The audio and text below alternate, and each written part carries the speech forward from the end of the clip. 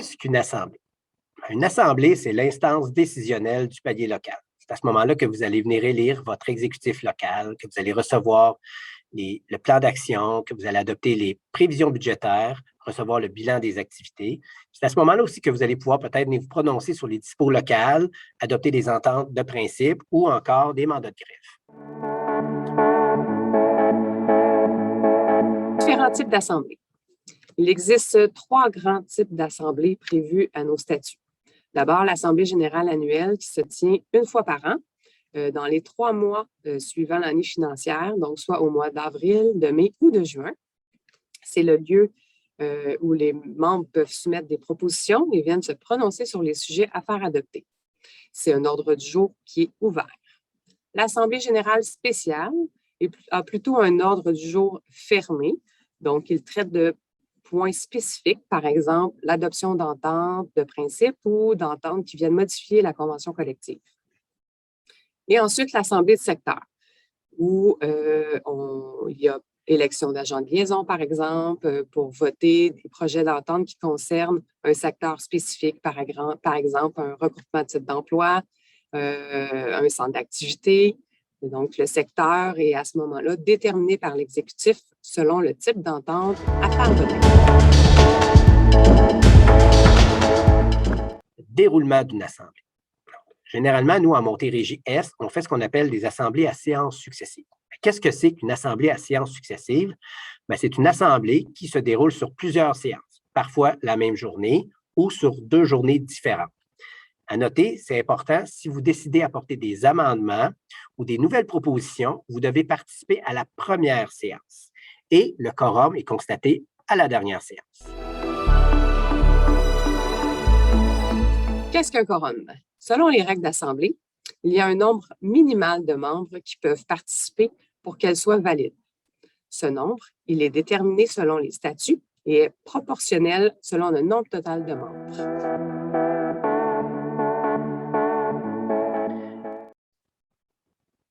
Les propositions d'usage. Donc, à chaque ouverture d'assemblée, on doit faire voter les propositions d'usage. Les propositions d'usage, c'est assez simple.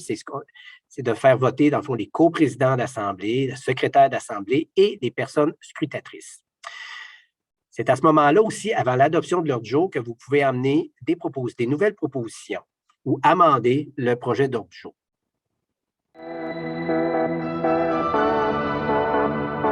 Présentation des sujets.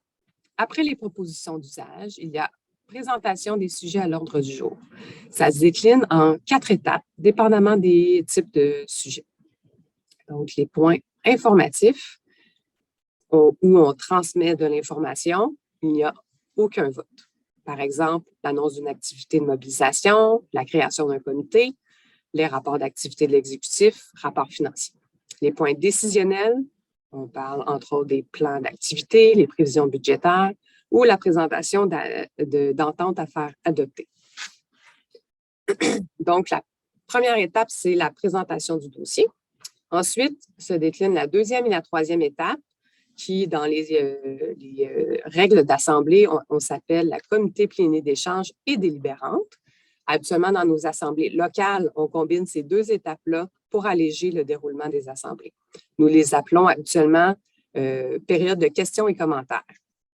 C'est le temps alors de venir poser vos questions, d'amener des propositions d'amendement à la proposition principale, de transmettre votre position, tenter d'influencer la salle. Vous disposez de 3 minutes par intervention. La priorité est donnée aux personnes dont c'est la première intervention pour le sujet qu'on aborde. Donc, si vous souhaitez déposer une proposition ou un amendement, il est important pour vous de vous trouver un appuyeur. Attention, ce n'est pas un échange avec les présentateurs. Le but est vraiment de poser vos questions et transmettre vos commentaires. Il est aussi possible que les présentateurs reçoivent plusieurs questions avant d'y répondre. Enfin, la 4e étape, c'est le vote, s'il s'agit d'un point décisionnel, bien sûr. Le vote se fait soit à main levée, si on est en présence, ou par scrutin secret. Dès qu'il y a une entente de principe ou qu'une personne en fait la demande, le vote s'effectue automatiquement par scrutin secret. que ce soit électroniquement ou papier. Il existe plusieurs propositions particulières qu'on peut utiliser au cours d'une assemblée. On va vous en donner quelques-unes, puis il y a un lien qui va vous apparaître en bas de votre écran pour pouvoir aller consulter les autres.